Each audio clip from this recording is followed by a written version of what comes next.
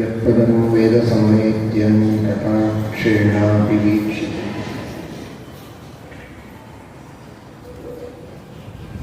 ಲಕ್ಷಣಂತೆ ಮತಯಸ್ತಮುಪಾಸೇ ಶ್ರಿಯಃಪದಿಂ ಮಯಿ ಸ್ಥಿತೋ ಮದಂಗೇಷು ಸ್ವತಂತ್ರೋ ವ್ಯಾಪ್ತವಾನ್ ಹರಿಃ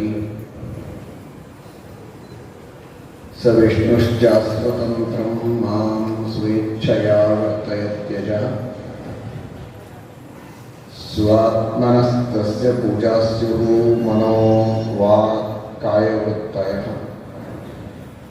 ಮಮೈತಾಃ ಇತಿ ಕರ್ತಾರಂ ಉದ್ದೇಶ್ಯಂ ಚ ಹರಿಂ ಸ್ಮರೇತ್ ಧರ್ಮ ವಿಜ್ಞಾನ ವೈರಾಗ್ಯ ಪರಮೈಶ್ವರ್ಯಶಾಲಿನ ಆನಂದತೀರ್ಥ ಭಗವತ್ಪಾದಾನ್ ವಂದೇ ನಿರಂತರಂ. ಆನಂದತೀರ್ಥೋಪದಿಷ್ಟೋ ನಿಧಿರ್ನಾರಾಯಣಃ ವಯಃ ಪ್ರದರ್ಶಿತೋ ಯೇನ ಸಮ್ಯಕ್ ಜಯತೀರ್ಥಂ ತಮಾಶ್ರಯೇ. ನೌಮಿನ್ಯಾಯ ಸುಖಾದಿಕೃಜ್ಜಯೋನೀಂ ಶ್ರೀಪಾದರಾಟ್ಸನ್ಮಣೀಂ ವ್ಯಾಸಾರ್ಯಾನ್ ವಿವಿಧಾಗವಾಕ್ತಿವಿಹರಾನ್ ಶ್ರೀವಾದಿರಾಜಾನಪಿ ವಂದೇ ಹಂಸವರಾನ್ ಪ್ರಭುತ್ತಮಗುರುಂ ವೈದಗ್ಧ್ಯಪರಾನ್ನಿಧೀಂ ಶ್ರೀ ಸತ್ಯವ್ರತ ರಾಘವೇಂದ್ರ ಮಹಿಮಾಂ ಸದ್ಬೋಧ ಸಧ್ಯಾನಪಾನ್.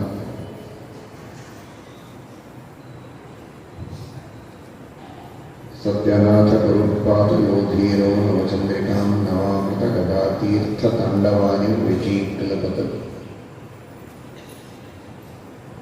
ನೈವೇದ್ಯಗ ವಿಷಂ ರಾಮೇ ವೀಕ್ಷತದ್ಭುಕ್ತಿಭಾಗ್ ಕುರುಹು ಯೋದರ್ಶಯ ದ್ರವಿಂ ರಾತ್ರೌ ಸತ್ಯಬೋಧೋಸ್ತು ಮೇಯುದೆ. ಸತ್ಯಧೀರಕರಾಬ್ಜೋತ್ಥಃ ಜ್ಞಾನವೈರಾಗ್ಯಸಾಗರಃ ಸತ್ಯಜ್ಞಾನಾಖ್ಯಕರ್ಣಿಃ ಸ್ವಾಂತಧ್ವಾಂತಂ ನಿಕೃಂತತು. ಸತ್ಯಾಭಿಜ್ಞಕರಾಬ್ಜೋತ್ಥಾನ್ ಪಂಚಾಶದ್ವರ್ಷಪೂಜಕಾನ್ ಸತ್ಯಪ್ರಮೋದತೀರ್ಥಾರ್ಯಾನ್ ನೌಮಿನ್ಯಾಯ ಸುಧಾರತಾನ್.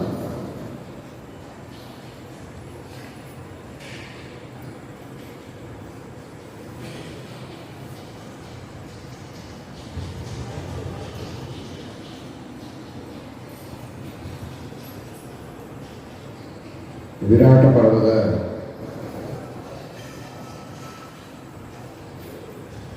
ಪ್ರವಚನವನ್ನು ನೀವು ಕೇಳ್ತಾ ಇದ್ದೀರಿ. ಪಾಂಡವರ ವಿಜಯದ ಗಾಥೆಯೇ ವಿರಾಟ ಪರ್ವ. ಶ್ರೀಮನ್ ಮಹಾಭಾರತದ ಸಾರಭಾಗ. ಮಹಾಭಾರತ ಇದೊಂದು ಕಲ್ಪವೃಕ್ಷ ಅಂತಾದರೆ ವಿರಾಟ ಪರ್ವ ಉದ್ಯೋಗ ಪರ್ವಗಳು ಅದರ ಸಾರ ಅಂತ ಹೇಳಿದ್ದಾರೆ. ವೃಕ್ಷದೊಳಗಿನ ಸಾರಭಾಗ. ಯಾವ ಸಾರ ಇರೋದರಿಂದ ವೃಕ್ಷ ಚೆನ್ನಾಗಿ ಬೆಳೀತದೆ, ಫಲಪುಷ್ಪಗಳನ್ನು ಕೊಡುತ್ತದೆ. ಇದೊಂದು ಪಾರಿಜಾತ ವೃಕ್ಷ ಅಂದರೆ ಪುಷ್ಪಗಳನ್ನು ಕೊಡುತ್ತದೆ, ಅದರಲ್ಲಿ ಮಧು ಇದೆ. ಆ ಪುಷ್ಪಗಳನ್ನು ಕೊಡುವುದಕ್ಕೆ, ಮಧುವನ್ನು ಅದರೊಳಗೆ ತುಂಬುವುದಕ್ಕೆ ವೃಕ್ಷದಲ್ಲಿ ಒಂದು ಸಾರ ಶಕ್ತಿ ಇರಬೇಕಾಗ್ತದೆ. ಆ ಸಾರ ಅಂದರೆ ವಿರಾಟ ಪರ್ವ ಉದ್ಯೋಗ ಪರ್ವಗಳು ಅಂತ. ವಿರಾಟೋದ್ಯೋಗ ಸಾರವಾನ್ ಮಹಾಭಾರತವೇ ಹೇಳುವ ಮಾತು. ಶ್ರೀಮದ್ ಆನಂದ ತೀರ್ಥ ಭಗವತ್ಪಾದಾಚಾರ್ಯರು ಗೀತಾ ಭಾಷ್ಯದಲ್ಲಿ ಆ ವಾಕ್ಯವನ್ನು ಉದಾಹರಣೆ ಮಾಡುತ್ತಾರೆ. ವಿರಾಟೋದ್ಯೋಗ ಸಾರವಾನ್. ಅದರಲ್ಲಿ ಭಗವದ್ಗೀತೆ ಇದು ಮಧು. ಭಾರತ ಪಾರಿಜಾತ ಮಧುಭೂತ. ಮಹಾಭಾರತ ಎಂಬ ಪಾರಿಜಾತ ವೃಕ್ಷ ಆದರೆ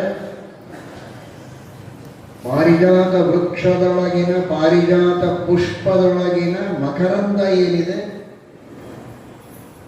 ಆ ಭ್ರಮರ, ದುಂಬೆ ಹುಳ, ಆ ಜೇನು ಹುಳ, ಅದರೊಳಗಿನ ಆ ಮಕರಂದವನ್ನು ಆಸ್ವಾದನ ಮಾಡಿ ತೆಗೆಯತ್ತಲ್ಲ, ಆ ತರಹದ ಮಹಾಭಾರತದ ಸಾರ ಸರ್ವಸ್ವ ಮಕರಂದ ಅಂದರೆ ಅದು ಭಗವದ್ಗೀತೆ. ಆದರೆ ಒಟ್ಟು ವೃಕ್ಷದೊಳಗಿನ ಸಾರ ಭಾಗ ಅಂದರೆ ವಿರಾಟ ಪರ್ವ ಉದ್ಯೋಗ ಪರ್ವಗಳು ಎಂಬುದಾಗಿ ಶ್ರೀಮದಾಚಾರ್ಯರು ತಿಳಿಸಿಕೊಟ್ಟಿದ್ದಾರೆ. ಜೀವನದಲ್ಲಿ ತಾವು ತಮ್ಮತನವನ್ನು ತೋರಿಸಿಕೊಳ್ಳಬೇಕೆಂಬ ಹಪಾಪಿತನ ಇಲ್ಲದಂತೆ ತಾವು ಮಾಡುವ ಧರ್ಮ ಅನುಷ್ಠಾನ ಇವುಗಳ ಪ್ರಸಿದ್ಧಿ ಪ್ರಕಾಶ ಸಮಾಜದಲ್ಲಿ ಬರಬೇಕು ಅನ್ನುವುದನ್ನು ಬಯಸದೆ ತನ್ನ ಉದ್ಧಾರಕ್ಕಾಗಿ ತಾನು ಧರ್ಮವನ್ನು ಮಾಡುವಂತಹ ದೃಢವಾದ ಸಂಕಲ್ಪ ಹಾಗೂ ಸಹಜವಾದ ಪ್ರವೃತ್ತಿಗಳು ಮಾನವನಲ್ಲಿ ಬಂದಾಗ ಅವನ ಉದ್ಧಾರದ ದಾರಿಯಲ್ಲಿ ಆಧ್ಯಾತ್ಮಿಕ ಪಯಣದಲ್ಲಿ ಸಾಕಷ್ಟು ಮುಂದೆ ಸಾಗ್ತಾ ಇದ್ದಾನೆ ಅಂತ ಅಭಿಪ್ರಾಯ. ಎಲ್ಲಿಯವರೆಗೆ ತಾನು ಮಾಡುವ ಅಲ್ಪ ಸ್ವಲ್ಪ ಧರ್ಮಗಳ ಪ್ರಕಾಶ ಪ್ರಚಾರ ಪ್ರಸಿದ್ಧಿ ಇವುಗಳು ಬೇಕು ಅನ್ನುವ ಅಪೇಕ್ಷೆ ಇದೆ, ಅಲ್ಲಿಯವರೆಗೆ ಅವನಿನ್ನೂ ಆಧ್ಯಾತ್ಮಿಕ ಮಾರ್ಗದಲ್ಲಿ ಬಹಳಷ್ಟು ಹಿಂದೆ ಇದ್ದಾನೆ ಅಂತ ಅರ್ಥ. ಈ ಸಂದೇಶವನ್ನು ನಮಗೆ ನೀಡಿದ್ದು ವಿರಾಟ ಪರ್ವ. ವಿರಾಟ ಪರ್ವದಲ್ಲಿ ಪಾಂಡವರು ಮಾಡಿದ್ದು ಅಜ್ಞಾತವಾಸ. ಪಾಂಡವರು ಯಾರು ಅನ್ನುವುದನ್ನು ಶ್ರೀಮದ್ ಆಚಾರ್ಯರು ಶ್ರೀಮನ್ ಮಹಾಭಾರತ ತಾತ್ಪರ್ಯ ನಿರ್ಣಯದಲ್ಲಿ ಹೇಳಿದ್ದಾರೆ.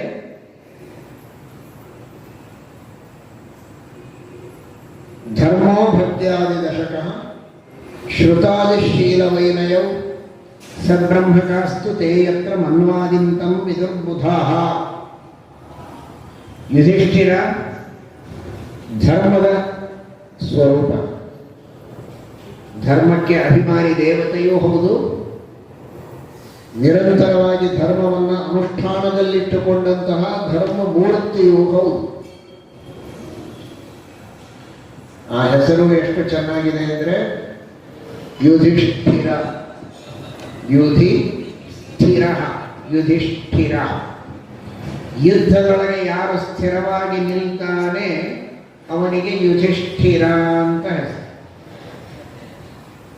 ಯುದ್ಧದಲ್ಲಿ ಸ್ಥಿರವಾಗಿ ನಿಂತರೆ, ಬೆನ್ನು ತೋರಿಸಿ ಓಡಿ ಹೋಗದಿದ್ದರೆ ಅವನಿಗೆ ಯುಧಿಷ್ಠಿರ. ಧರ್ಮರಾಜನ ಇನ್ನೊಂದು ಹೆಸರು. ಧರ್ಮಕ್ಕೆ ರಾಜ, ಧರ್ಮದ ಅನುಷ್ಠಾನವನ್ನು ಮಾಡುವುದರಲ್ಲಿ ತತ್ಪರ, ಅವನು ಯುಧಿಷ್ಠಿರ. ಏನು ಇವೆರಡರ ಮಧ್ಯದಲ್ಲಿರುವ ಸಾಂಗತ್ಯ ಎಲ್ಲರೂ ನಾವು ಚೆನ್ನಾಗಿ ತಿಳಿದುಕೊಳ್ಳೋಣ.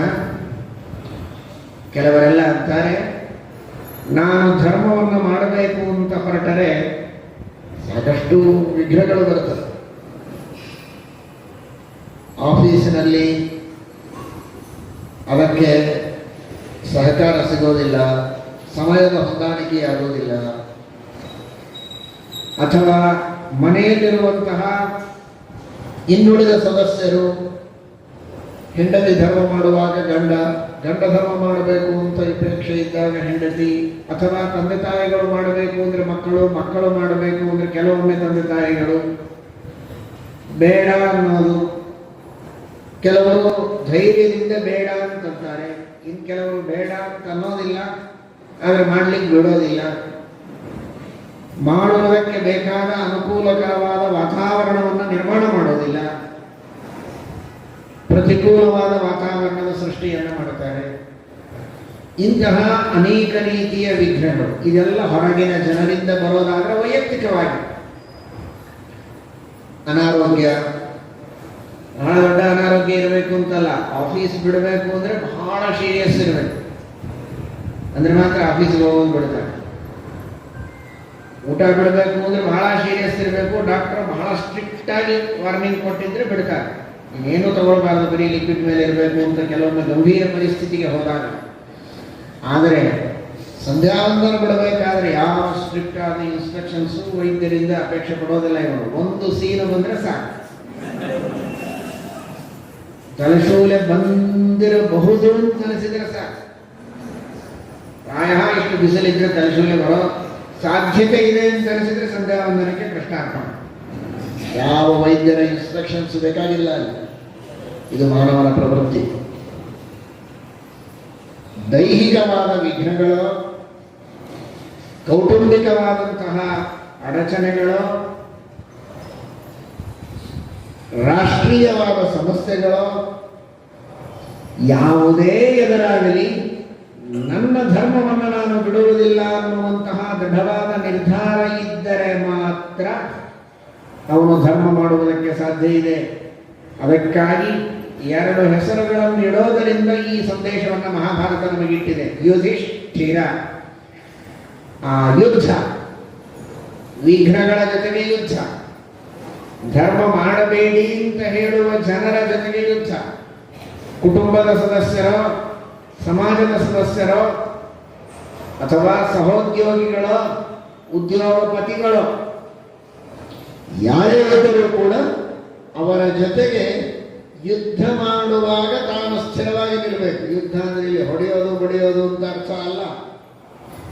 ಒಂದು ತರಹದ ಧರ್ಮ ಬೇಕು ಬೇಡ ಅನ್ನುವ ತಾಕಲಾಟದೊಳಗೆ ಏನೇ ಸಮಸ್ಯೆ ಇದ್ದರೂ ನಿಮ್ಮ ಸಮಸ್ಯೆ ನಿಮ್ಮ ಪಾಡಿಗಿರಲಿ, ನಾನು ಮಾತ್ರ ನನ್ನ ಧರ್ಮವನ್ನ ಮಾಡುವವನೇ ಎನ್ನುವ ರೀತಿಯಲ್ಲಿ ಯುಧಿಷ್ಠಿರನಾದರೆ ಅವನು ಧರ್ಮರಾಜನಾಗುವುದಕ್ಕೆ ಸಾಧ್ಯ ಇದೆ, ಧರ್ಮಮೂರ್ತಿಯಾಗುವುದಕ್ಕೆ ಸಾಧ್ಯ ಇದೆ. ಇಲ್ಲದಿದ್ದರೆ 2 ದಿನಗಳಲ್ಲಿ ಧರ್ಮ ಮಾಡಬೇಕು ಅಂತ ಹೊರಟ ವ್ಯಕ್ತಿಯನ್ನ ಅಧರ್ಮ ಮೂರ್ತಿಯನ್ನಾಗಿ ಮಾಡಿಡುವುದಕ್ಕೆ ಸಮಾಜದೊಳಗಿನ ಕೆಲವು ಜನ ಸಿದ್ಧರಿರುತ್ತಾರೆ. ಆ ತರಹ ಆಗದಂತೆ ನಾವು ಎಲ್ಲರೂ ಧರ್ಮರಾಜರು ಅಂದರೆ ರಾಜರಾಗೋದಿಲ್ಲ, ಅದರ ಸಂದೇಶ ಮಾತ್ರ ತಿಳಿಯಬೇಕು. ಧರ್ಮಾನುಷ್ಠಾನ ತತ್ಪರರು, ಇಷ್ಟು ತಾತ್ಪರ್ಯ. ನಾವು ಧರ್ಮಾನುಷ್ಠಾನದಲ್ಲಿ ತತ್ಪರರಾಗಬೇಕಾದರೆ, ಧಾರ್ಮಿಕರು ಅಂತ ಅನಿಸಿಕೊಳ್ಳಬೇಕಾದರೆ ಯುಧಿಷ್ಠಿರ ಆಗಬೇಕು. ಯುದ್ಧ ಬಂದಾಗ ಗಟ್ಟಿಗಿರಬೇಕು. ಅಯ್ಯೋ ಏನೇನೋ ವಿಘ್ನಗಳು ಬರುತ್ತಪ್ಪ ಅಂತ ಓಡಿದರೆ, ಬೆನ್ನು ತೋರಿಸಿ ಪಲಾಯನ ಮಾಡಿದರೆ ಧರ್ಮ ಮಾಡಲಿಕ್ಕಾಗೋದಿಲ್ಲ ಎಂಬ ಸಂದೇಶವನ್ನು ಜಾಗತಿಕವಾಗಿ ನೀಡಿದಂತಹ ಗ್ರಂಥ ಅದು ಶ್ರೀಮನ್ ಮಹಾಭಾರತ.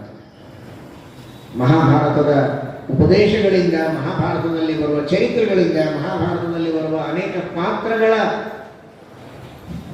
ದೊಡ್ಡದಾದಂತಹ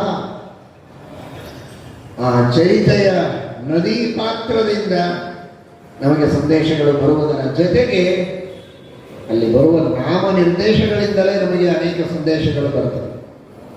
ಅಂತಹ ಅದ್ಭುತವಾದ ಮಾತನ್ನು ನಾವು ಕೇಳುತ್ತೇವೆ. ಹೀಗಾಗಿ ಶ್ರೀಮದಾಚಾರ್ಯರು ಯುಧಿಷ್ಠಿರ ಅಂದರೆ ಇವನು ಧರ್ಮದ ಸಂಕೇತ ಅಂತಾರೆ. ಭೀಮಸೇನ ದೇವರು ಅಂದರೆ ಅನೇಕ ಗುಣಗಳ ಸಾಕಾರ ಮೂರ್ತಿ. ಭಕ್ತಿ, ಜ್ಞಾನಂ, ಸವೈರಾಗ್ಯಂ, ಪ್ರಜ್ಞಾ, ಮೇಧ, ಧೃತಿ, ಸ್ಥಿತಿ, ಯೋಗ, ಪ್ರಾಣೋ, ಬಲಂಚೈವ ಮೃಕೋದರ ಇತಿ ಸ್ಮೃತಃ. 10 ಗುಣಗಳು, 10 ಅಲ್ಲ, ಅನಂತ ಗುಣಗಳು ವಾಯುದೇವರಲ್ಲಿವೆ. ರಾಯರು ಪ್ರಾತಃ ಸಂಕಲ್ಪ ಗದ್ಯದಲ್ಲಿ ವರ್ಣನೆ ಮಾಡುವಾಗ ಮುಖ್ಯ ಪ್ರಾಣದೇವರನ್ನ ಅನಂತ ಗುಣಪೂರ್ಣ ಎಂಬುದಾಗಿ ವರ್ಣನೆ ಮಾಡುತ್ತಾರೆ. ದೇವರಷ್ಟಲ್ಲ, ದೇವರಲ್ಲಿದ್ದಷ್ಟು ಅನಂತ ಗುಣಪೂರ್ಣರು ವಾಯುದೇವರಲ್ಲ, ಲಕ್ಷ್ಮೀದೇವಿಯೂ ಅಲ್ಲ.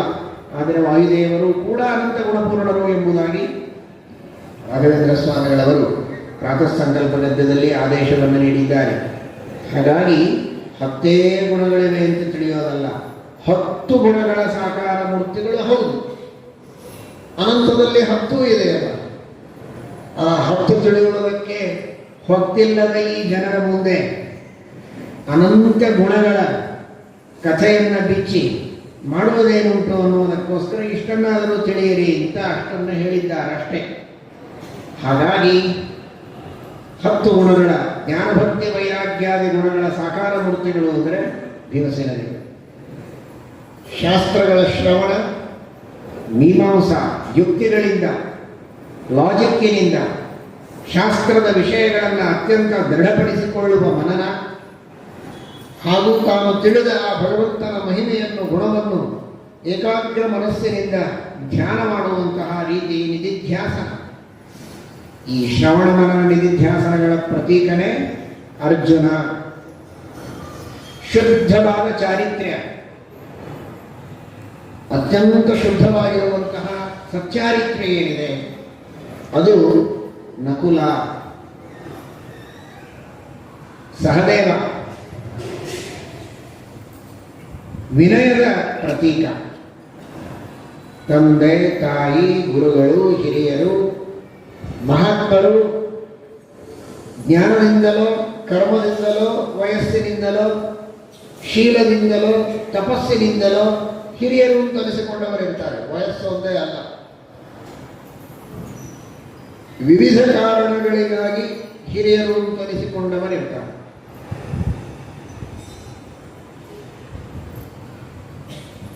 ಈ ಹಿರಿಯರು ಅಂತ ಯಾಕೆ ಅನಿಸಿಕೊಳ್ತಾರೆ? ಏನಾದರೂ ಗುಣಗಳಿದ್ರೆ ಅವರನ್ನು ಹಿರಿಯರು ಅಂತ ಕರೀತಾರೆ. ವಯಸ್ಸಿನಿಂದಲೂ ಒಂದು ಅನುಭವ ಬರ್ತದೆ, ತಪಸ್ಸಿನಿಂದಲೂ ಒಂದು ವೈಶಿಷ್ಟ್ಯ ಬರ್ತದೆ, ಜ್ಞಾನದಿಂದ ಒಂದು ತರಹದ ಉತ್ತಮತೆ. ಅಂತೂ ಏನಾದರೊಂದು ಗುಣ ಇರಬೇಕು. ಗುಣದ ಗಣಿಯಾದರೆ ಅವನು ಹಿರಿಯ ಅಂತ.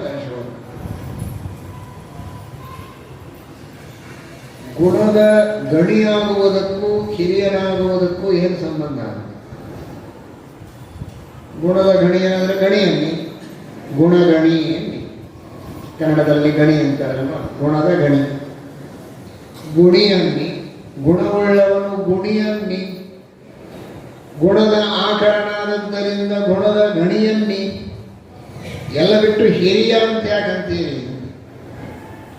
ಅದಕ್ಕೆ ನಮ್ಮ ಚಿಂತನ ಹೀಗೆ. ಅದು ಕನ್ನಡದ ಇತಿಹಾಸ ಏನಾದರೆ ಇರಲಿ, ನಮ್ಮ ಆಧ್ಯಾತ್ಮಿಕ ಹಿನ್ನೆಲೆಯಲ್ಲಿ ಕನ್ನಡಿಯಲ್ಲಿ ತತ್ವದ ಚಿಂತನವನ್ನು ಮಾಡುವುದಾದರೆ ಐತರೇಯ ಭಾಷೆಯಲ್ಲಿ ಶ್ರೀಮದಾಚಾರ್ಯರು ಒಂದು ಮಾತು ಹೇಳ್ತಾರೆ. ಯತ್ರ ಯತ್ರ ಗುಣಾಧಿಕ್ಯಂ ದರ್ಶಯೇತ್ ವಸ್ತು ತದ್ವರಂ. ಒಂದು ವಸ್ತು ಉತ್ತಮ ಅಂತ ಆಗ್ತದಲ್ಲ, ಯಾಕೆ ಅಂತ. ಯಾವ ವಸ್ತುವಿನಲ್ಲಿ ಪರಮಾತ್ಮ ತನ್ನ ಗುಣದ ವಿಶೇಷವಾದಂತಹ ಅಭಿವ್ಯಕ್ತಿಯನ್ನು ಮಾಡ್ತಾನೆ, ಮ್ಯಾನಿಫೆಸ್ಟೇಷನ್ ಆ ಪರಮಾತ್ಮನ ಗುಣಗಳ ಅಭಿವ್ಯಕ್ತಿಯಲ್ಲಿ ಆಗುತ್ತೆ, ಆ ವಸ್ತು ದೊಡ್ಡದಾಗತ್ತೆ ಅಂತ. ವಜ್ರ ಇದು ಬಹಳ ದೊಡ್ಡದು. ಯಾಕೆ? ಬೇರೆ ಕಲ್ಲುಗಳಲ್ಲಿ ಇಲ್ಲದ ಒಂದು ವಿಶಿಷ್ಟವಾದ ಹೊಳಪು, ಆ ಪ್ರಕಾಶ ಎಷ್ಟು ಕಟ್ಟು ಮಾಡುತ್ತಾರೋ ಅಷ್ಟು ಅದು ತನ್ನದೇ ಆದ ಪ್ರಕಾಶವನ್ನು ಹೊರಗೆ ಹಾಕ್ತದೆ. ವಜ್ರ ಎಲ್ಲ ಕಲ್ಲುಗಳಲ್ಲಿ ಆ ಗುಣ ಇಲ್ಲ. ಆ ಪ್ರಕಾಶ ಎಂಬ ಗುಣ ಇದೆಯಲ್ಲ, ಆ ಗುಣವನ್ನು ವಜ್ರದಲ್ಲಿ ಪರಮಾತ್ಮ ಇಟ್ಟಿದ್ದಾನೆ. ಪ್ರಕಾಶ ಇದು ನಿಜವಾಗಿ ದೇವರ ಗುಣ. ದೇವರು ಆ ವಜ್ರದಲ್ಲಿ ತನ್ನ ಪ್ರಕಾಶ ಎಂಬ ಗುಣವನ್ನು ಇಟ್ಟದ್ದಕ್ಕೆ ವಜ್ರ ಇದು ದೊಡ್ಡದಾಗಿದೆ ಉಳಿದ ಕಲ್ಲುಗಳಿಗಿಂತ. ಬಂಗಾರ ಇದು ಬಹಳ ದೊಡ್ಡದು. ಯಾಕೆ ಅಂದರೆ ಅದರಲ್ಲಿ ಆ ತರಹದ ಒಂದು ವಿಶಿಷ್ಟವಾದ ರೂಪ. ಬರೀ ನೋಡೋದಕ್ಕೆ ಬಣ್ಣ ಅಷ್ಟೇ ಚೆನ್ನಾಗಿಲ್ಲ ಬಂಗಾರದಲ್ಲಿ. ಬಂಗಾರ ಇದು ಆರೋಗ್ಯಕ್ಕೂ ಬಹಳ ಒಳ್ಳೆಯದು. ಅಂದರೆ ಬಂಗಾರ ಇಲ್ಲದೆ ಇದ್ರೆ ಬಡವರಿಗೆ ಆರೋಗ್ಯ ಇಲ್ಲ ಹಾಗೇನಲ್ಲ. ದೇವರು ಎಲ್ಲರಿಗೂ ಬೇರೆ ವ್ಯವಸ್ಥೆ ಮಾಡಿದ್ದಾನೆ. ಆದರೆ ಬಂಗಾರದಲ್ಲಿ ಒಂದು ಗುಣ ಇದೆ. ಹಳೆ ಕಾಲದಲ್ಲಿ ತಟ್ಟೆಯಲ್ಲಿ ಊಟ ಮಾಡುವವರು ಬೆಳ್ಳಿ ತಟ್ಟೆಯಲ್ಲಿ ಊಟ ಮಾಡ್ತಿದ್ರೆ ಮಧ್ಯದಲ್ಲಿ ಒಂದಿಷ್ಟು ಬಂಗಾರ ಸೇರಿಸಿರ್ತಾರೆ. ದಿವಸ ಒಂದು ಚೂರು ಚೂರು ಒಳಗೆ ಹೋಗ್ಲಿ ಅಂತ. ಸುವರ್ಣ ಭಸ್ಮ ಅಂತ ಆಯುರ್ವೇದದಲ್ಲಿ ಸಜೆಸ್ಟ್ ಮಾಡ್ತಾರೆ. ಅದು ಆರೋಗ್ಯಕ್ಕೆ ಒಳ್ಳೆಯದು ಅಂತ. ಸುವರ್ಣ ಇದು ಅಂದರೆ ಹೀಗೆ ಗಟ್ಟಿ ನುಡಿಕ್ಕೆ ಹೋಗಬೇಡಿ, ಅದು ಅನಾರೋಗ್ಯಕರ. ಆದರೆ ಸೂಕ್ಷ್ಮವಾಗಿ ಸ್ವಲ್ಪ ಸ್ವಲ್ಪ ಶಕ್ತಿ ಇದ್ರೆ ಬಂಗಾರದ ತಾಲಿಯಲ್ಲೇ ನೀರು ಕುಡಿಯೋರು, ಊಟ ಮಾಡೋರಿದ್ರೆ ಮಾಡಬಹುದು. ಇಲ್ಲೇ ಇದ್ರೆ ಮಾಡೋ ಬೆಳ್ಳಿ ತಟ್ಟೆಯಲ್ಲಿ ಒಂದಿಷ್ಟು ಬಂಗಾರ ಸೇರಿಸಿದ್ರೆ ಅದೊಂದು ಚೂರು ಪಾರು ಒಳಗೆ ಹೋದರೆ ಅದು ಆರೋಗ್ಯಕರ. ಆ ಗುಣ ಅದರಲ್ಲಿದೆ, ಆರೋಗ್ಯಪ್ರದತ್ವ, ಒಂದು ಹೊಳಪಿದೆ. ವಿಶಿಷ್ಟವಾದ ರೀತಿಯಲ್ಲಿ ಆ ಬಂಗಾರದಲ್ಲಿ ಪರಮಾತ್ಮ ಆ ಗುಣ ಇಟ್ಟಿದ್ದಾನೆ ಅನ್ನೋದಕ್ಕೆ ಬಂಗಾರ ದೊಡ್ಡದು. ಇದು ಒಂದು ಬಂಗಾರಕ್ಕೆ ವಜ್ರಕ್ಕೆ ಅಲ್ಲ, ಯಾವುದೇ ಒಬ್ಬ ವ್ಯಕ್ತಿ ಇದಕ್ಕೆ ವಿಭೂತಿ ರೂಪ ಅಂತಂತಾರೆ. ವಿಭೂತಿ ರೂಪ ಅಂತ ಇನ್ನೊಂದು ಹೆಸರು ಇದಕ್ಕೆ. ಭಾಗವತದಲ್ಲಿಯೂ ಬರುತ್ತದೆ, ಭಗವದ್ಗೀತೆಯಲ್ಲಿಯೂ ಬರುತ್ತೆ. ಬ್ರಹ್ಮದೇವರು ಎಲ್ಲ ದೇವತೆಗಳಲ್ಲಿ ಶ್ರೇಷ್ಠರು ಅಂದರೆ ಬ್ರಹ್ಮದೇವರಲ್ಲಿ ಪರಮಾತ್ಮ ಬ್ರಹ್ಮ ಎಂಬ ಹೆಸರಿನಿಂದ ತಾನಿದ್ದು ದೊಡ್ಡ ಸ್ಥಿತಿಯನ್ನ ಅವರಿಗೆ ಕೊಟ್ಟದ್ದಕ್ಕೆ ಅವರು ದೊಡ್ಡವರಾಗಿದ್ದಾರೆ. ಅದು ವಿಭೂತಿ ರೂಪ. ಹೀಗೆ ಯಾವುದೇ ಒಂದು ಗುಣ ಒಂದು ಜಡ ಅಥವಾ ಚೇತನದಲ್ಲಿದ್ದರೆ ಆ ತಾಯಿ ತಂದೆ ದೇಹ ಕೊಟ್ಟರು, ಉಪಕಾರ ಮಾಡಿದರು ಅನ್ನೋದಕ್ಕೆ ಅವರು ಪೂಜ್ಯರು. ದೇಹ ಕೊಡುವ ಒಂದು ಶಕ್ತಿಯನ್ನು ಮಕ್ಕಳನ್ನು ಪಡೆಯುವ ಶಕ್ತಿಯನ್ನ ತಂದೆ ತಾಯಿ ತನಗಳನ್ನ ತಂದೆ ತಾಯಿಗಳಿಗೆ ಕೊಟ್ಟವನು ಭಗವಂತ. ತ್ವಮೇವ ಮಾತಾಚ ಪಿತಾ ತ್ವಮೇವ ಹರಿರೇವ ಜಗತ್ಪಿತೃ ಮಾತ್ರ ಗತಿ. ಹಾಗಾಗಿ ಅವನೇ ತಂದೆಯಲ್ಲಿದ್ದು ಅದನ್ನು ಐತರೇಯ ಉಪನಿಷತ್ತು ಹೇಳುತ್ತದೆ. ವಾಯುದೇವರು ಹಾಗೂ ಭಗವಂತ ಇಬ್ಬರು. ಅದಕ್ಕಾಗಿ ವಾಯುದೇವರನ್ನು ಮಾತರಮ್ಮೆ ಮಾತರಿಷ್ಣನ್ ಪಿತರತುಲ ಗುರು ಅಂತ. ಸಪ್ತ ಧಾತುಗಳಿವೆ ಜೀವನ ಶರೀರದಲ್ಲಿ. ಅದರಲ್ಲಿ ಒಂದು ಧಾತು ಮಜ್ಜ ಎಂಬ ಧಾತು. ಆ ಮಜ್ಜ ಎಂಬ ಧಾತುವಿನಲ್ಲಿ ವಾಯುದೇವರು ಮತ್ತು ಪರಮಾತ್ಮ ಇವರಿಬ್ಬರ ಸನ್ನಿಧಾನ ಇದ್ದರೆ ಮಾತ್ರ ಗಂಡು ಹೆಣ್ಣಿನಿಂದ ಮಕ್ಕಳ ಉತ್ಪತ್ತಿಯಾಗ್ತದೆ, ಸಂತಾನದ ಉತ್ಪತ್ತಿಯಾಗ್ತದೆ. ಅನೇಕರಿಗೆ ಮಕ್ಕಳಾಗದೇ ಇರುವುದಕ್ಕೆ ಕಾರಣ ಅವರ ಮಜ್ಜಾಧಾತುವಿನಲ್ಲಿ ವಾಯುದೇವರ ಹಾಗೂ ಭಗವಂತನ ಸನ್ನಿಧಾನ ಇರೋದಿಲ್ಲ. ಜನ್ಮಾಂತರದಲ್ಲಿ ಮಾಡಿದ ಅನೇಕ ಪಾಪಕರ್ಮಗಳಿಗೆ ಅನುಗುಣವಾಗಿ ವಾಯುದೇವರು ಪರಮಾತ್ಮ ತಮ್ಮ ಸನ್ನಿಧಾನವನ್ನು ಕಡಿಮೆ ಮಾಡಿದರೆ ಮಕ್ಕಳಾಗುವುದಿಲ್ಲ ಅಂತ ಇದೆ. ಅಂದರೆ ಮಕ್ಕಳಾಗುವುದಕ್ಕೆ ಮಜ್ಜಾಧಾತುವಿನಲ್ಲಿ ವಾಯುದೇವರ ಪರಮಾತ್ಮನ ಸನ್ನಿಧಾನ ಇದ್ದರೆ ಮಾತ್ರ ಮಕ್ಕಳಾಗ್ತಾರೆ. ಅಂದರೆ ನಿಜವಾದ ತಂದೆ ತಾಯಿ ಯಾರಾದರು? ವಾಯುದೇವರು ಭಗವಂತನೇ ನಿಜವಾದ ತಂದೆ, ನಿಜವಾದ ತಾಯಿ. ಹಾಗಾಗಿ ಪರಮಾತ್ಮನ ಸನ್ನಿಧಾನ ಇದ್ದರೆ ಅಂದರೆ ಏನು ಪ್ರಾರ್ಥನೆ ಮಾಡಬೇಕು? ವಾಯುದೇವರಿಗೆ ಪರಮಾತ್ಮನಿಗೆ ಯಾರು ತಂದೆ ಆಗಬೇಕು ತಾಯಿ ಆಗಬೇಕು ಅಂತ ಅಪೇಕ್ಷೆ ಪಡ್ತಾರೆ ಅಂತಹ ದಂಪತಿಗಳು ಮಜ್ಜಾಧಾತುವಿನಲ್ಲಿ ವಿಶೇಷವಾಗಿ ಸನ್ನಿಹಿತರಾಗಿರ್ರಿ. ಮಜ್ಜಾಧಾತುವಿನಿಂದ ಮಜ್ಜ ಅಂತ ಪ್ರಾರ್ಥನೆ ಮಾಡಬೇಕು. ಆಚೆ ಹೋಗಬೇಡಿ ಅಂತ ಹಿಂದಿ ಭಾಷೆಯಲ್ಲಿ ಮಜ್ಜ. हमारे मज्जा धातु से बाहर न जाए ಮಜ್ಜ. ಆಚೆಗೆ ಹೋಗಬೇಡಿ ಅಂತ ಪ್ರಾರ್ಥನೆ ಮಾಡಿದರೆ ಅವರ ಸನ್ನಿಧಾನ ಇದ್ದರೆ ಆಗ ಮಕ್ಕಳಾಗ್ತಾರೆ ಅಂತ. ಹಾಗಾದರೆ ಯಾರೇ ಹಿರಿಯರು ಅಂತಾಗಬೇಕಾದರೆ ಯಾವಾಗ ಆಗ್ತಾರೆ? ಹರಿಯ ಸನ್ನಿಧಾನ ಇದ್ದರೆ ಅವರು ಹಿರಿಯರು ಅಂತಾಗ್ತಾರೆ. ನಮ್ಮ ಶ್ರೀಮದಾಚಾರ್ಯರ ಶಾಸ್ತ್ರದಲ್ಲಿ ತೃತೀಯ ಅತಿಶಯ ಅಂತ. ಹರಿಯಲ್ಲಿಲ್ಲ, ಹರಿ ಎಲ್ಲ ಕಡೆಗಿದ್ದಾರೆ, ಜಗತ್ತಿನಲ್ಲಿ ವ್ಯಾಪ್ತ. ಮತ್ತೆ ಒಂದು ದೊಡ್ಡದು ಒಂದು ಚಿಕ್ಕದು ಯಾಕೆ? ಹರಿ ಎಲ್ಲ ಕಡೆಗಿದ್ದರು. ಹರಿಯ ಸನ್ನಿಧಾನ ಎಲ್ಲಿ ಅತಿಶಯವಾಗಿದೆ, ಬಹಳ ಇದೆ, ಆ ವ್ಯಕ್ತಿಗಳು ತೃತೀಯ ಅತಿಶಯ. ಹರಿಯ ಸನ್ನಿಧಾನ ಅತಿಶಯವಾಗಿದ್ದರೆ ಅವರು ಹಿರಿಯ ಅಂತ ಆಗ್ತಾರೆ. ಇಲ್ಲವೇ ಇದ್ರೆ ಹಿರಿಯ ಅಂತ ಆಗುವುದಿಲ್ಲ.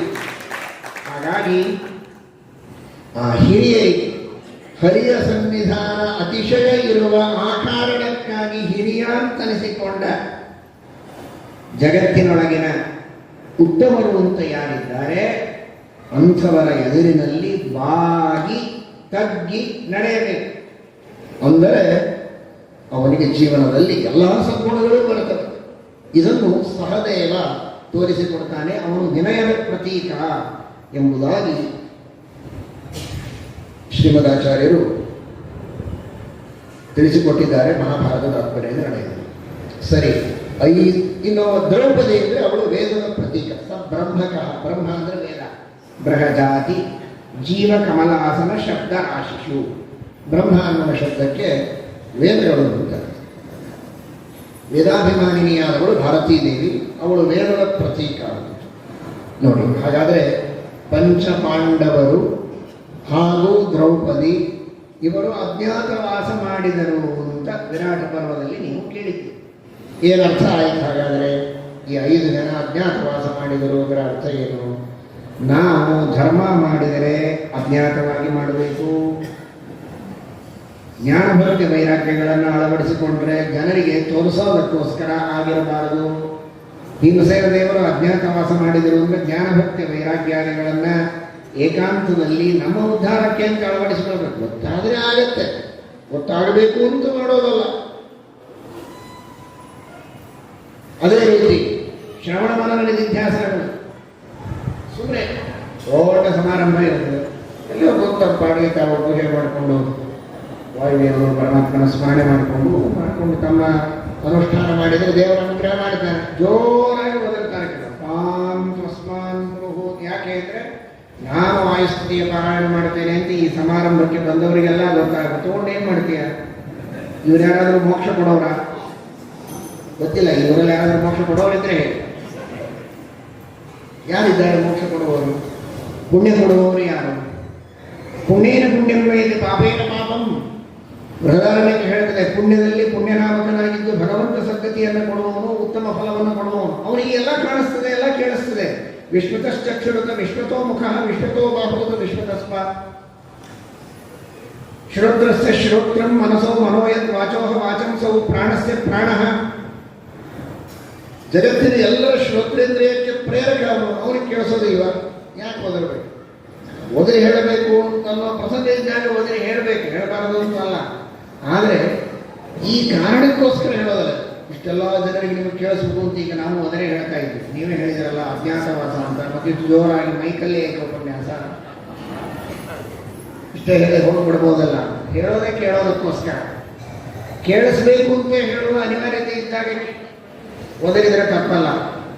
ತಾನು ಮಾಡುವ ಅನುಷ್ಠಾನವನ್ನು ಜನ ಕೇಳಿಸಿಕೊಂಡು ತನಗೆ ಮರ್ಯಾದೆ ಕೊಡಬೇಕು ಅನ್ನುವ ಒಂದು ಉದ್ದೇಶಕ್ಕಾಗಿ ಓದುವ ಅವಶ್ಯಕತೆ ಇಲ್ಲ. ಶ್ರವಣವನ ನಿಧಿಧ್ಯಾಸನಗಳನ್ನು ಮಾಡುವಾಗ ಅಜ್ಞಾತವಾಗಿ ಮಾಡಿ, ಗೊತ್ತಾಗೋದಾದರೆ ಆಗಲಿ, ಗೊತ್ತಾಗಬೇಕು ಅಂತ ಮಾಡಬೇಡಿ. ಚಾರಿತ್ರ್ಯವು ಗೊತ್ತಾಗುವುದಕ್ಕೋಸ್ಕರ ಅಂತಲ್ಲ, ಏಕಾಂತದಲ್ಲಿಯೂ ಶುದ್ಧವಾದ ಚಾರಿತ್ರ್ಯವನ್ನು ಪಡೆದುಕೊಳ್ಳುವುದಕ್ಕೆ ಪ್ರಯತ್ನವನ್ನು ಮಾಡಿ. ವಿನಯವೂ ಅಷ್ಟೆ. ವಿನಯ ತೋರಿಕೆಗೆ ಆಗಬಾರ್ದು. ಎಲ್ಲರ ಎದುರಿಗೆ ತಂದೆ ತಾಯಿಗಳಿಗೆ ನಮಸ್ಕಾರ ಮಾಡೋದು, ಬಹಳ ಗೌರವ ತೋರಿಸೋದು, ದೊಡ್ಡ ಸಮಾರಂಭ ಮಾಡೋದು. ಸಮಾರಂಭ ಮಾಡಿ ತಂದೆ ತಾಯಿಗಳಿಗೋಸ್ಕರ ಬಹಳ ತಾನು ಸೇವೆ ಮಾಡ್ತಾನೆ ಅಂತ ಜನರಲ್ಲಿ ತೋರಿಸೋದು. ಮನೆಯಲ್ಲಿ ಬೈತಾ ಇರೋದು, ಅವರಿಗೆ ಒಂದು ಸೇವೆನೂ ಮಾಡೋದಿಲ್ಲ, ಅವರ ಅಪೇಕ್ಷೆಯನ್ನು ಪೂರ್ಣ ಮಾಡಲ್ಲ. ಆ ರೀತಿ ತಂದೆ ತಾಯಿಗಳ ಮನ ನೋಯಿಸಿ 1000 ಗಾಯತ್ರಿ ಮಾಡಿದರೆ ಫಲವೇನು ಅಂತಾರೆ ದಾಸರು. ತೀರ್ಥಯಾತ್ರೆ ಮಾಡಿದರೆ ಫಲವೇನು ಅಂತಾರೆ. ತಂದೆ ತಾಯಿಗಳ ಮನಸ್ಸನ್ನು ನೋಯಿಸಬಾರದು.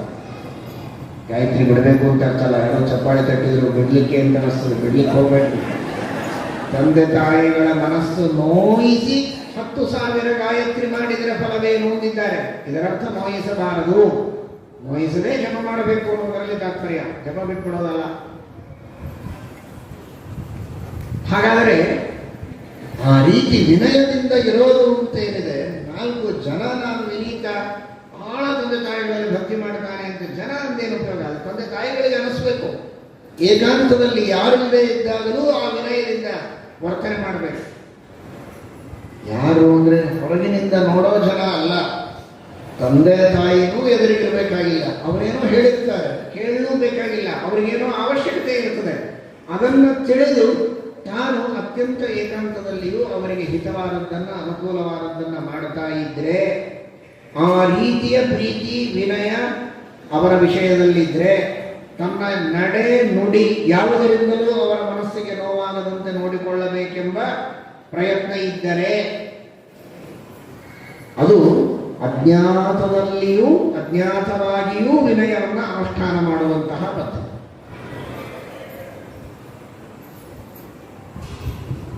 ಕೆಲವರು ಉಪವಾಸ ಮಾಡುತ್ತಾರೆ, ಬಂತು ನಾಳೆ ಕಡ್ಡಾಯವಾಗಿ ಏಕಾದಶಿಯ ಉಪವಾಸವನ್ನು ಮಾಡಿ, ಕಡ್ಡಾಯವಾಗಿ ಮಾಡಿ, ಬೇಗ ಮುಗಿಸ್ತೇನೆ ಪ್ರವಚನ.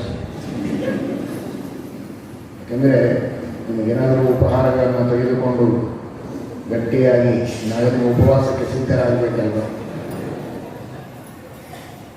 ಒಳ್ಳೆಯ ಆಹಾರ ತೆಗೆದು ಪ್ರತಿ ಉಪವಾಸ ಮಾಡೋ ರೂಢಿ ಇದ್ದವರಿಗೆ ಹೇಳಬೇಕಾಗಿಲ್ಲ.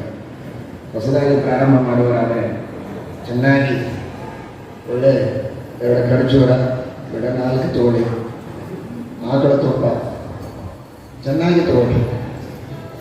ಏನು ಹಸಿವೆ ಆಗಲ್ಲ, ರಖರಖಿ ಇಲ್ಲ, ಯಾವ ಸಮಸ್ಯೆ ಇಲ್ಲ. ಚೆನ್ನಾಗಿ ನೀರು ಕೊಡಿ, ಉಪವಾಸ ಮಾಡಿ. ಚಿಕ್ಕ ಮಕ್ಕಳೆಲ್ಲ ಮಾಡ್ತಾರೆ ವಿದ್ಯಾಪೀಠಗಳಲ್ಲಿ, 6 ವರ್ಷ 10 ವರ್ಷ ಚಿಕ್ಕ ಮಕ್ಕಳು 2 ಉಪವಾಸಗಳನ್ನು ಮಾಡ್ತಾರೆ. ಮಾಡಬೇಕೆಂಬ ಮನೋಧೈರ್ಯ ಇದ್ದರೆ ಮಾಡಲಿಕ್ಕಾಗ್ತದೆ. ನಮಗೆ ಹೇಳಿದ್ದು ಪರ್ವತದಷ್ಟು ವ್ರತಗಳನ್ನು, ಆದರೆ ನಮಗೆ ಮಾಡಲಿಕ್ಕಾಗೋದು ಇದು ಒಂದು ಏಕಾದಶಿ ವ್ರತ. ಉಳಿದು ಏನು ಹೇಳಿದ್ದಾರೆ ಅಂತೂ ಗೊತ್ತಿಲ್ಲ ಎಷ್ಟೋ ಜನರಿಗೆ. ಅಷ್ಟು ವ್ರತ ನಿಯಮಗಳನ್ನು ಶಾಸ್ತ್ರಗಳಲ್ಲಿ ಉಪದೇಶ ಮಾಡಿದ್ದಾರೆ. ಅದೆಲ್ಲ ಮಾಡಲಿಕ್ಕಾಗದೇ ಇದ್ರು ಇದೇ ಒಂದು ಬಹಳ ದೊಡ್ಡದು, ನಾವು ಮಾಡೋದು ದೇವರಿಗೆ ಉಪಕಾರ ಅಂತ ಕೆಲವರು ಅಂದ್ಕೊಂಡಿರ್ತಾರೆ. ನಾವು ಮಾಡ್ತಾ ಇರೋದು ಬಹಳ ಸಣ್ಣದು, ಆದರೆ ಬಹಳ ದೊಡ್ಡದು. ಮಾಡುವುದಕ್ಕೆ ಸಣ್ಣದು, ಫಲ ಬಹಳ ದೊಡ್ಡದಿದೆ. ಇದು ದೇವರು ಮಾಡಿದ ದೊಡ್ಡ ಅನುಗ್ರಹ. ಈ ದಯಾಪರನು ನಿನ್ನವನ ಸಾಧನವು. ಅವನು ದಯ ಮಾಡಿ ನಾವು ಮಾಡಿದ ಸಣ್ಣ ಸಾಧನವನ್ನು ದೊಡ್ಡದನ್ನಾಗಿ ಮಾಡ್ತಾನೆ. ಫಲ್ಗೋಪಿ ಉರುಕರೋಷಿ ಚತುರ್ಥ ಸ್ಕಂದ ಭಾಗವತದಲ್ಲಿ ಹೇಳ್ತಾರೆ. ಬಹಳ ಸಣ್ಣದನ್ನು ದೇವರು ದೊಡ್ಡದು ಮಾಡ್ತಾರೆ, ಅದಕ್ಕೆ ಬೆಲೆ ಕೊಡ್ತಾರೆ. ಯಾಕೆಂದರೆ ನಮ್ಮ ಹಣೆ ಬರಹ ನೋಡಿ, ನಮ್ಮ ಅಲ್ಪಶಕ್ತಿಯನ್ನು ನೋಡಿ. ಹಾಗಾಗಿ ಎಲ್ಲ ತೀರ್ಥಯಾತ್ರೆ, ಎಲ್ಲ ದಾನ, ಎಲ್ಲ ಯಜ್ಞ ಮಾಡಿದ ಪುಣ್ಯ ಒಂದು ಏಕಾದಶಿಯ ಉಪವಾಸವನ್ನು ಮಾಡಿದರೆ ಇದೆ. ಇಂಥ ಬ್ಯಾಂಕ್ ಯಾವುದಾದ್ರೂ ಇದೆಯಾ? ಭಾಳ ಜನ ಬ್ಯಾಂಕಲ್ಲಿ ಕೆಲಸ ಮಾಡಿದ್ದೀರಿ ನೀವೆಲ್ಲ ಅಲ್ವಾ? ನೀವೇನು ಹಣ ಡೆಪಾಸಿಟ್ ಮಾಡದೇ ಇದ್ದರೂ ಅಕೌಂಟ್ ಹಾಗೆ ಬೆಳೀತಾ ಇರ್ತದ? ಬೆಳೆಯಲ್ಲ, ಇಲ್ಲಿ ಬೆಳೀತದೆ. ಒಂದು ಏಕಾದಶಿಗೆ ಉಪವಾಸ ಮಾಡಿದರೆ ನೀವು ಯಜ್ಞ ಮಾಡಿಲ್ಲ, ಬೇರೆ ಯಾವ ತೀರ್ಥಯಾತ್ರಾದಿಗಳನ್ನು ಮಾಡಿಲ್ಲ, 108 ಉಪವಾಸಗಳನ್ನೆಲ್ಲ ಮಾಡಿಲ್ಲ, ಬೇರೆ ವ್ರತಗಳನ್ನು ಮಾಡಿಲ್ಲ. ಎಲ್ಲ ಪುಣ್ಯವೂ ನಿಮ್ಮ ಅಕೌಂಟ್ ಒಳಗೆ ಸೇರಿರ್ತದೆ, ಜಮಾ ಆಗಿರ್ತದೆ. ನಾವು ಮಾಡೇ ಇಲ್ಲ, ಹೇಗೆ ಬಂತು ಅಂತ ನಿಮಗೆ ಅನಿಸ್ತದೆ. ಆದರೆ ನೀವು ಮಾಡಿದ್ದು ಒಂದು ಏಕಾದಶಿಯ ಉಪವಾಸ ಇರ್ತದೆ, ಎಲ್ಲ ಪುಣ್ಯವನ್ನು ದೇವರು ಕೊಡ್ತಾರೆ. ಇದನ್ನು ಕೃಷ್ಣಾಮೃತ ಮಹಾರಾಮದಲ್ಲಿ ಆಚಾರ್ಯ ಹೇಳ್ತಾರೆ. ನ ಕಾಶಿ ನ ಗಯಾ ರೇವ, ಎಲ್ಲ ತೀರ್ಥಗಳಿಗೆ ನಾವು ಹೋಗಿಲ್ಲ, ಆದರೂ ಆ ಹೋಗಿದರೆ ಏನು ಬರುತ್ತೋ ಆ ಪುಣ್ಯ ಬರುತ್ತೆ. ಇದಕ್ಕೆ ವಿಪರೀತವಾಗಿ ಏಕಾದಶಿ ದಿವಸ ತಿಂದರೆ ಪಾಪವೂ ಅಕೌಂಟಲ್ಲಿ ಬರುತ್ತೆ. ಬ್ಯಾಂಕಿನ ಅಕೌಂಟ್ ಒಳಗೆ ದುಡ್ಡು ಒಂದೇ ಇರ್ತದೆ, ನಮ್ಮ ದೇವರ ಬ್ಯಾಂಕಿನೊಳಗೆ ಪುಣ್ಯದ ಅಕೌಂಟ್ ಒಂದು ಬೇರೆ ಇರ್ತದೆ. ಎಲ್ಲ ಜೀವನ ಹೆಸರಲ್ಲಿ 2 ಅಕೌಂಟ್ ಮೇಂಟೈನ್ ಮಾಡ್ತಾರೆ, ಒಂದು ಪುಣ್ಯ, ಒಂದು ಪಾಪ. ಆ ಪಾಪದ ಅಕೌಂಟ್ ಒಳಗೆ ಏನು ಮಾಡದೇ ಇದ್ದರೂ ಕೂಡ ಎಲ್ಲ ಪಾಪಗಳು ಬಂದು ಹೋಗಿರ್ತವೆ. ಬ್ರಹ್ಮ ಹತ್ಯ, ಸ್ತ್ರೀ ಹತ್ಯ, ಭ್ರೂಣ ಹತ್ಯ, ಕಳ್ಳತನ, ಸುಳ್ಳು, ವಂಚನೆ, ಮೋಸ, ಸಾವಿರಾರು ರೀತಿಯ ಪಾಪಗಳೆಲ್ಲ ಇವನ ಹೆಸರಲ್ಲಿ ಬಂದಿರ್ತದೆ. ಯಾಕೆ ಅಂದರೆ ನಾನೇನು ಮಾಡೇ ಇಲ್ಲ ಅಂತ ನೀವು ಯಮದೇವರ ಹತ್ರ ಇನ್ನೇನು ಮಾಡಬೇಕು? ಏಕಾದಶಿ ತಿಂದಿದ್ದೀಯಲ್ಲ, ಅದನ್ನು ತಿಂದಿದ್ದೇ ಸಗಣಿ ತಿಂದಾಗಿದೆ, ಅದಕ್ಕಾಗಿ ಇಷ್ಟೆಲ್ಲ ಪಾಪಗಳು ಅಂತ. ಸಗಣಿ ತಿಂದ್ರೇ ಒಳ್ಳೆಯದು, ಗೋಮಯ, ಅದು ಪಂಚಗವ್ಯ, ದೇಹ ಶುದ್ಧಿಗೆ ಕಾರಣ. ಆದರೆ ಏಕಾದಶಿ ತಿಂದರೆ ಏನು ತಿಂದಾಗಾಯ್ತು ಅಂತ ಹೇಳಬಾರದು, ಅಂಥದ್ದು ತಿಂದಾಗತ್ತೆ. ಸರ್ವಥಾ ತಿನ್ನಬಾರದು, ವ್ರತವನ್ನು ಮಾಡಲೇಬೇಕು, ಉಪವಾಸವನ್ನು ಮಾಡಲೇಬೇಕು. ಆದರೆ ಉಪವಾಸ ಮಾಡಿದ್ದರ ಬಗ್ಗೆ ಅಹಂಕಾರ ಇರಬಾರದು, ವಿನಯ. ಅದೇ ಸಹದೇವ. ಎಷ್ಟು ಚೆನ್ನಾಗಿದೆ ನೋಡಿ ಎಲ್ಲ. ವಿನಯ ಇದ್ರೆ ಅವನು ಸಹದೇವ, ಅಹಂಕಾರ ಇದ್ರೆ ಅವನು ಸಹ ದೈತ್ಯ. ವಿನಯ ಇದ್ದವರ ಜೊತೆಗೆ ದೇವತೆಗಳಿರ್ತಾರೆ, ಅಹಂಕಾರ ಇದ್ದವರ ಜೊತೆಗೆ ದೈತ್ಯರಿರ್ತಾರೆ. ಹಾಗಾಗಿ ವಿನಯದ ಪ್ರತೀಕ ಯಾರು ಅಂತ ಹೇಳಿದರೆ ಶ್ರೀಮದಾಚಾರ್ಯರು ಸಹದೇವ ಅಂತ. ಅಂದರೆ ಜೀವನದೊಳಗೆ ನಾವು ವಿನಯದಿಂದ ಬಾಳಿದರೆ ನಮ್ಮ ಜೊತೆಗೆ ಬೆಂಬಲಿಗರಾಗಿ ನಿಲ್ಲುವವರು ಯಾರು ಅಂದರೆ ದೇವತೆಗಳು. ನಾವು ಸಹ ದೇವರಾಗ್ತೇವೆ, ಅರ್ಥಾತ್ ದೇವತೆಗಳ ಬೆಂಬಲ ನಮಗೆ ಸಿಗ್ತದೆ. ನಾವೇನು ಸತ್ಕಾರ್ಯ ಮಾಡಬೇಕು ಅಂದರೂ ದೇವತೆಗಳ ಅನುಗ್ರಹ ಪೂರ್ಣವಾಗಿರ್ತದೆ, ಸತ್ಕಾರ್ಯದಲ್ಲಿ ನಾವು ಯಶಸ್ವಿಯಾಗ್ತೇವೆ. ಅಹಂಕಾರ ನಮ್ಮಲ್ಲಿ ತುಂಬಿದರೆ ನಾವೇನಾಗ್ತೀವಿ? ಆವಾಗ ಸಹದೇವರಲ್ಲ, ಸಹದೈತ್ಯರಾಗ್ತೇವೆ. ಸಹದೈತ್ಯರಾಗಬೇಕಾ, ಸಹದೇವರಾಗಬೇಕಾ? ಸಹದೇವರಾಗಬೇಕು ಅಂದರೆ ವಿನಯದಿಂದ ಬಾಳಿ. ವಿನಯದ ಪ್ರತೀಕ ಇವರು ಸಹದೇವ ಎಂಬುದಾಗಿ ಶ್ರೀಮದಾಚಾರ್ಯರು ತಿಳಿಸಿಕೊಡುತ್ತಾರೆ. ಆದ್ದರಿಂದ ಅಂತಹ ವಿನಯವಂತರಾಗಿರಬೇಕು.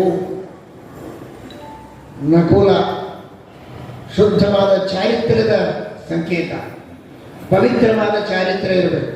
ಪರಸ್ತ್ರೀಯರನ್ನು, ಪರಪುರುಷರನ್ನು ಯಾವ ಸಂದರ್ಭದಲ್ಲಿಯೂ ಕೆಟ್ಟ ದೃಷ್ಟಿಯಿಂದ ನೋಡಬಾರದು. ಅದು ಮಾತ್ರ ಅಲ್ಲ, ಚಾರಿತ್ರ್ಯ ಅನ್ನುವ ಶಬ್ದಕ್ಕೆ ಮಹಾಭಾರತದಲ್ಲಿ ಮತ್ತೊಂದು ರೀತಿಯ ವ್ಯಾಖ್ಯಾನವನ್ನು ನೀಡ್ತಾರೆ. ಶೀಲ, ಚಾರಿತ್ರ್ಯ ಅಂದರೆ ಏನು ಅಂತ.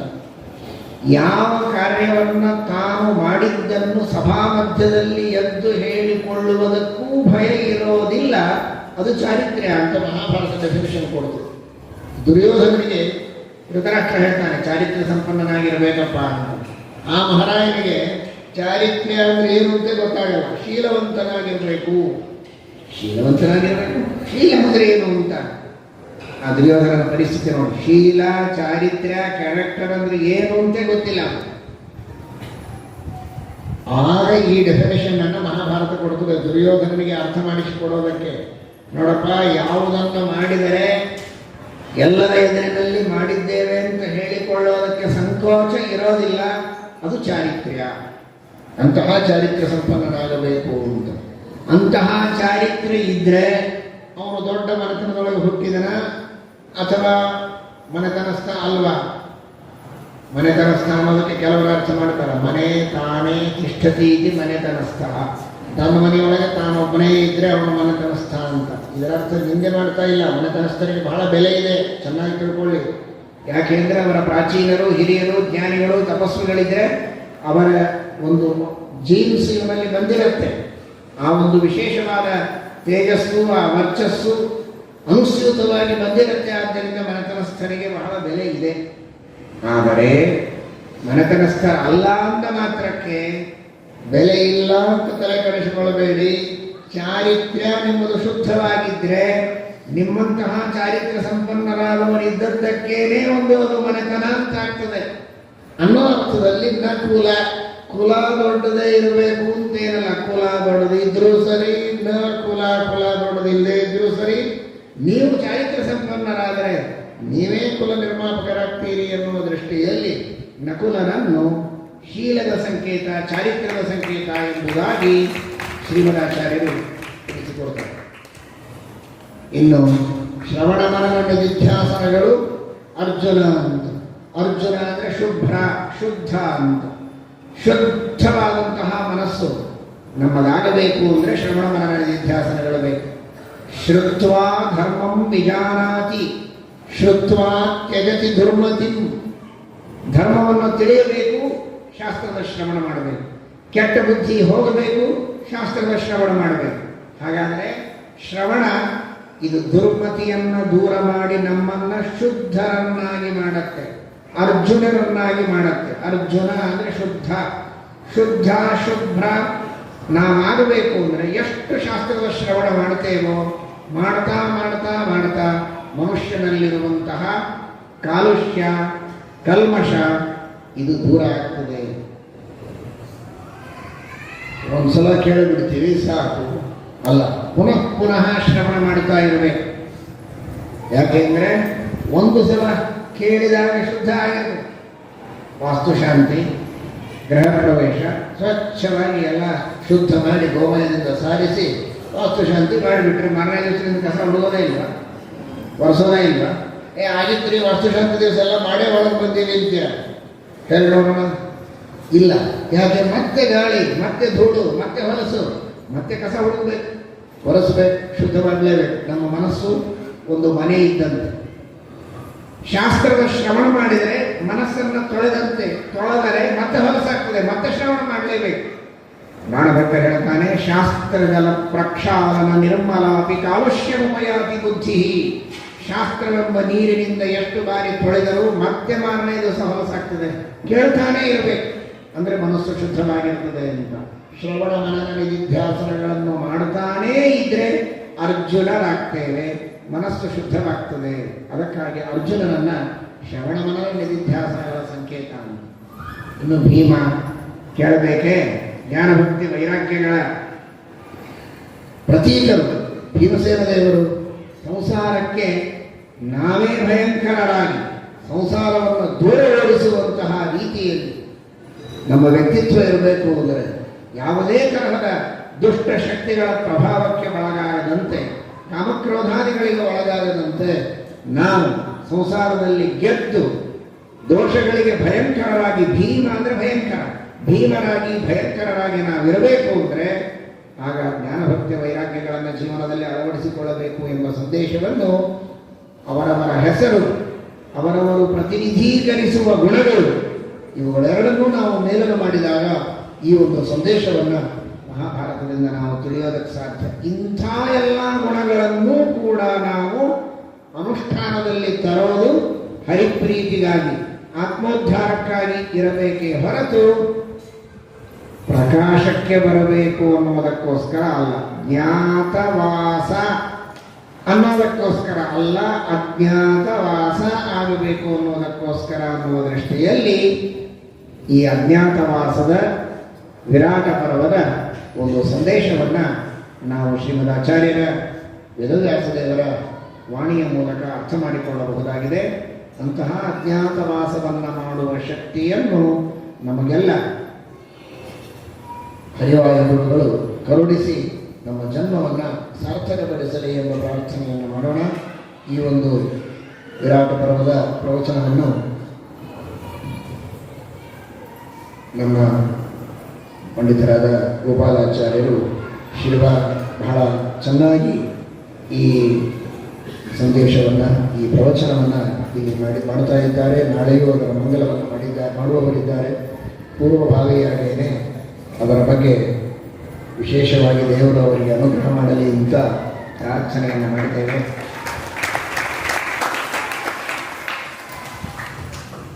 ಇನ್ನೂ ಹೆಚ್ಚಿನ ಸಾಧನೆಯನ್ನು ಅವರಿಂದ ಮಾಡಿಸಲಿ. ನಿಮ್ಮೆಲ್ಲರಿಂದ ವಿಶೇಷವಾಗಿ ಶ್ರವಣ ಮನನಾದಿಗಳನ್ನು ಮಾಡಿಸಿ ದೇವರ ಅನುಗ್ರಹವನ್ನು ಮಾಡಲಿ ಅಂತ ಪ್ರಾರ್ಥನೆಯನ್ನು ಮಾಡ್ತಾ ಈ ಎಲ್ಲ ವ್ಯವಸ್ಥೆಯನ್ನು ಇಲ್ಲಿ ನಮ್ಮ ಪಂಡಿತ ಮುಕುಂದಾಚಾರ್ಯರು, ಪಂಡಿತ ಶ್ರೀಹರಿ ಆಚಾರ್ಯರು ವಿಶೇಷವಾಗಿ ಈ ಎಲ್ಲ ಕಾರ್ಯಕ್ರಮಗಳ ವ್ಯವಸ್ಥೆಯನ್ನು ಪರಿಷತ್ತಿನ ಮೂಲಕವಾಗಿ ನಡೆಸ್ತಾ ಇರುವುದು ಬಹಳ ಅತ್ಯಂತ ಅಭಿನಂದನಾರ್ಹವಾದದ್ದು.